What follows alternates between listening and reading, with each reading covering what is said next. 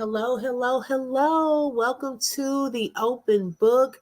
This is your host, Lakeisha, and I hope everyone is having a fantastic day. Y'all, I am coming to you with a story today that has completely shocked me, and it's actually coming from my hometown of Houston, Texas, with the HISD school district. Now, I've been in education so far a total of 15 years. And it's not easy, first of all, to be in this career, okay? It takes heart, it takes passion. You have to love what you do. This is not for the weak. It's not for the weak. So, anyone that really considers entering into teaching uh, must have a love for children in teaching and for the profession before you can become there are various ways to become a teacher. You can go directly to college and do it there, or you can go through alternative certification programs, but you must get certified, um, and you have to take several tests to be certified.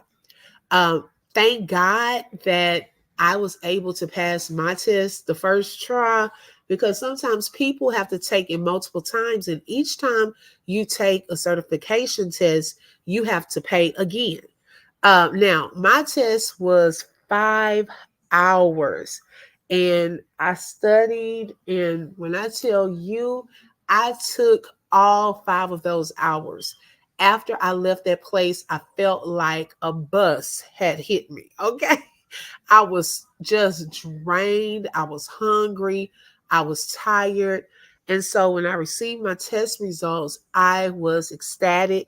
And I was so grateful. So teachers have to go through that. Now, that was one of the like biggest tests when I had to do my generalist 4 through 8 test, and then I have my certification in early childhood through 6th grade, and I'm also ESL certified. And so you have to take multiple tests to receive those certifications.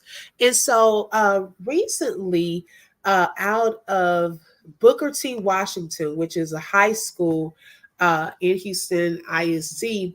It used to be in a neighborhood close. My grandfather used to have a store, and we used to pass by that school on our way to his corner store. It's like a little corner store when I was a child, and I would always pass by that school. Now I have several high school friends from my neighborhood that went to Booker T. Washington, and I think I was supposed to go there, but I ended up going to another school, not too far from there. I have a cousin that attended that school and so forth, and they have a great legacy at that school, which is shocking uh, with this new information that I came across.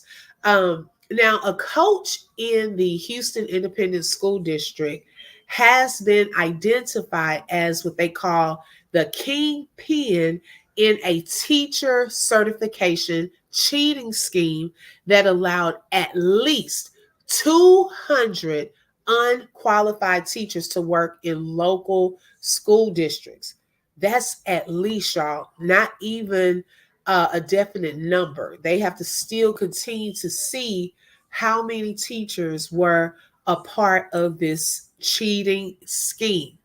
Now, Vincent Grayson, who is 57, he is the head boys basketball coach at Booker T. Washington. He's been the coach there for 20 years. And guess what? He was charged as the organizer of this cheating scheme. Oh my goodness. Now, Mike Levine, he's a felony chief in the DA office's public corruption division. He estimated that the ring's kingpin had grossed more than $1 million from this scheme.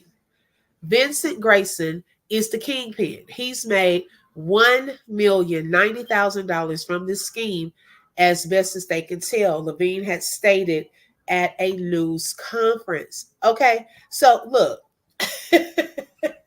We already know teachers are not in this for the money, okay? Because I believe that teachers should get paid at least 100,000, okay? At least for everything that they do. Now, not only was this coach getting paid from probably a teacher's salary, okay? I don't know if he got a coaching salary or a stipend. I'm not sure of how that part works, okay? But he also was making and grossing over $1 million. Okay, and this is not the first scandal that not INC, HINC has had. Okay, there were other scandals within the past few years that came out. Earlier this year, Grayson was nominated for High School Coach of the Year at the Houston Sports Awards. He was described to have had an impact on the basketball court at Booker T. Washington. He also led the team to their first ever UIL state tournament in 2023, which was like a milestone for that school. And so they were very, very excited about that. Now, this is how the scheme worked, okay? Levine said that candidates would pay Grayson, which is the coach, usually $2,500. Now, wait a minute.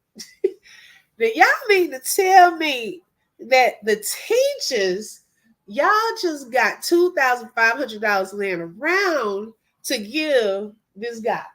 Okay. Just 2,500. Okay. And then while we talking about, man, we got to get extra little jobs, doing some DoorDash on the side. And Grayson, oh my goodness, $2,500 per teacher. Now, he would then forward roughly about 20% of that money to Guilford Mason for her willingness to allow the cheating to occur.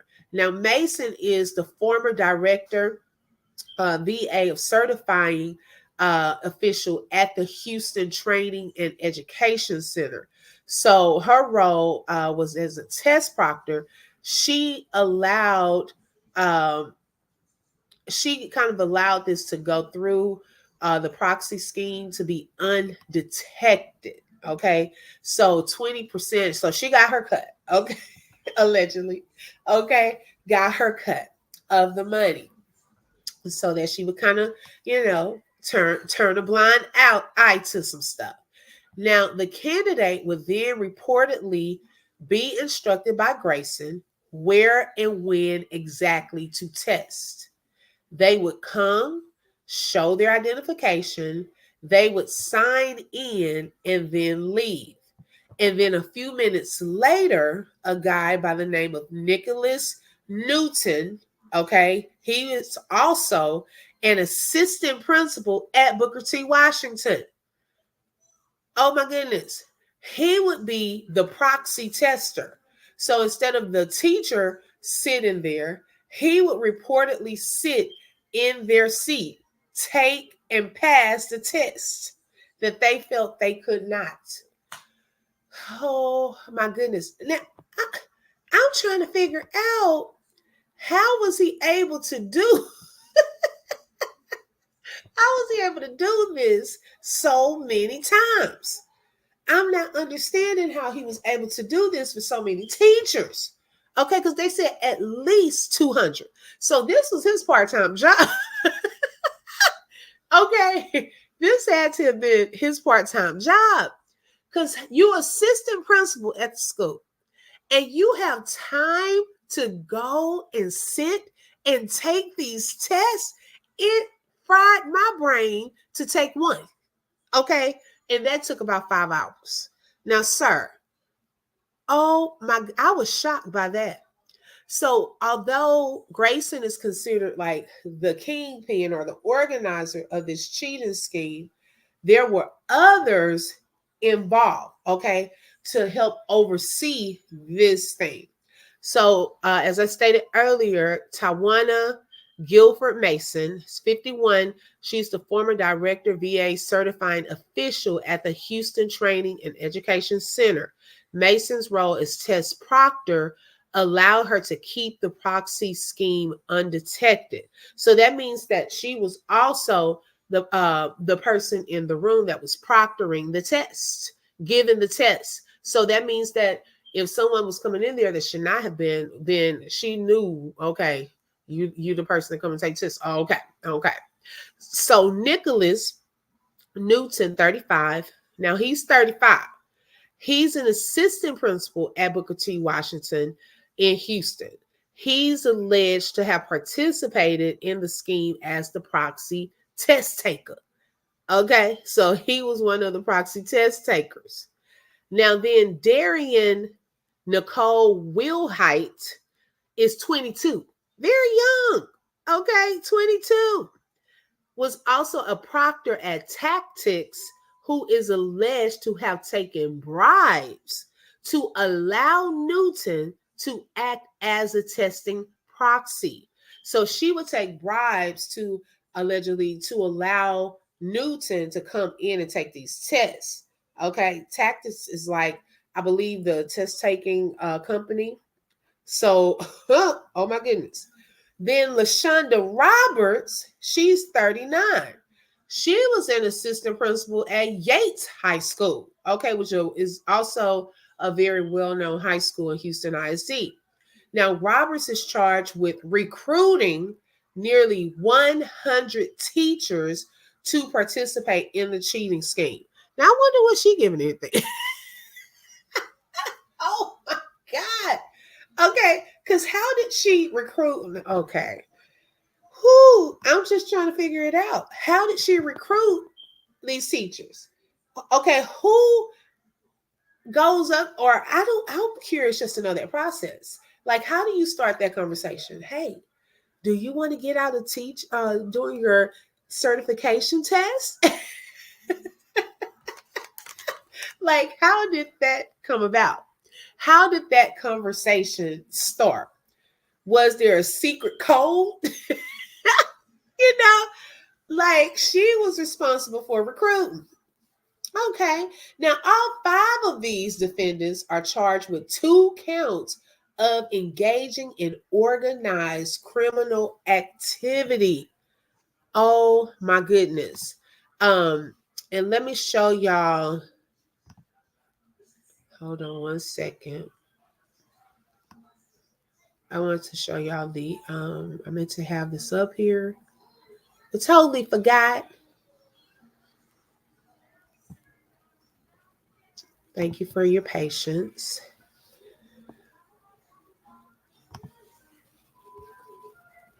Okay, here we go. I had my video up. I just didn't have the picture up that I want to show. Okay.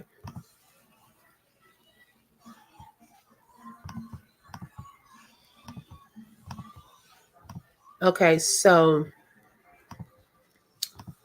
this is a photo of Mr. Grayson. Okay, for those of you who don't know him, he is or was, because I don't know if he will still be, but he was the boys basketball coach for 20 years. And y'all, that's what's so sad also is, that's 20 years of legacy, your experience, the time that you put into being an educator, right? And now to have it tarnished with something like this. I know the tests are hard, but that's not right to put people in front of our children that are not qualified and that did not go through the full process. We want to make sure that, of course, you're not going to have all of the knowledge once you take the test. And there are some tests, of course, you can like, oh, it's a perfect world type of test. But would it have been better to have maybe some classes, okay, to offer classes to these teachers to prepare them for the test instead of just taking money and having someone go and take the test for them? You see, that money could have been applied a different way and the expertise that he brings. Because I'm curious to know how long this scheme went on. Was this something recently? Or how long have they been doing this? And so there was a reporter that went to the school and kind of spoke with some of the parents and one of the district personnel. Let's hear from them and see what they had to say. According to prosecutors, they worked to falsify at least 200 teacher certifications. I asked an HISD official about the potential impact for parents regarding their children's grades from teachers who may not have been certified. A child's grades have nothing to do with whether or not the teacher was certified or not certified, or whether or not the teacher obtained their certification fraudulently. Okay, I want to disagree with that. Because if that teacher is not equipped to teach, okay, to understand the lesson material, to effectively implement strategies and so forth, then that will impact the students' learning. Because if they don't know it, how are they going to expect the students to know it? So, yes, they do need to be equipped and understand what they are talking about and understand the lesson material. So, I disagree with her first statement. I do think the implication for all of us should be that we need to hold everyone to a higher bar. Our leaders, our teachers. HISD does not, thinks it's completely unacceptable. Okay, yes, she's stammering over words. Ma'am, call it what it is. It was illegal, okay, unacceptable. And you were trying to go somewhere else with that statement at first, but then it seems as though, she's trying to make sure she says we don't agree with this. She was trying to get that on in there, okay? But she was just stammering over her words. I'm like, almost not convinced, ma'am. Okay, that was illegal. That this type of conduct could happen in our profession. Now, school let out here about 90 minutes ago, and there were a line of parents here lined up behind me. I was able to track down one father whose daughter attended school. I spoke to both of them about the arrest, not only the assistant principal, but again, of the boys basketball coach here at Booker T. Washington. It's crazy. It's crazy. I don't know what to say about that, but hey, gotta be careful, people. What was the general reaction by all the kids when the news broke? I'm not sure, but in my class, everyone was like gathered up, reading it off one phone. Everyone was surprised, and then I guess they just went around the school telling everybody.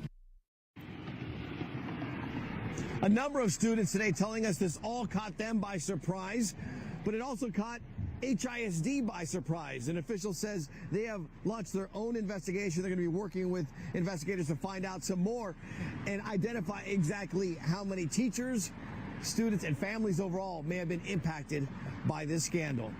Live at Booker T. Wow. So they have to do a thorough investigation and see how many teachers were part of this, and so forth. So I still have questions. I'm going to really follow the story because I still have questions. What happens now?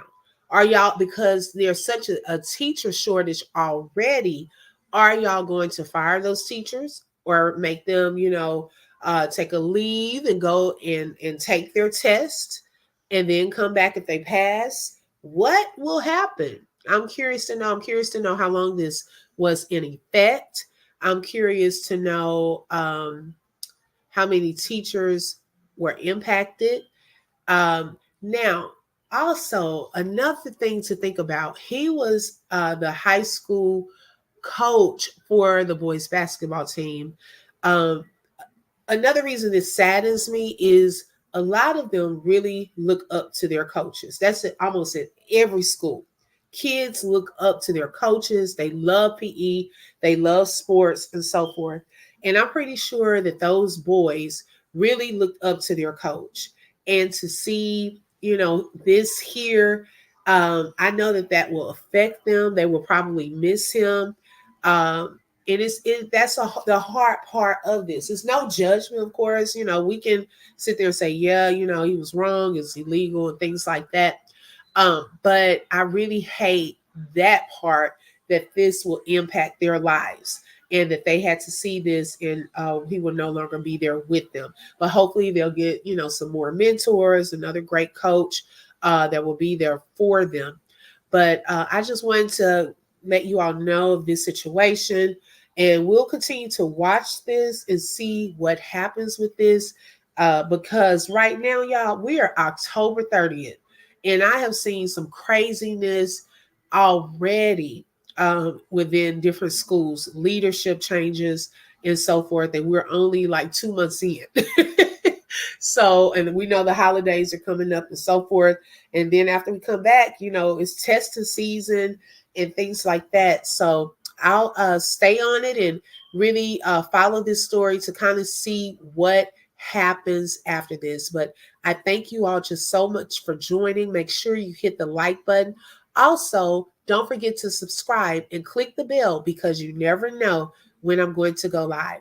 Thank you and enjoy the rest of your day. Have a blessed day.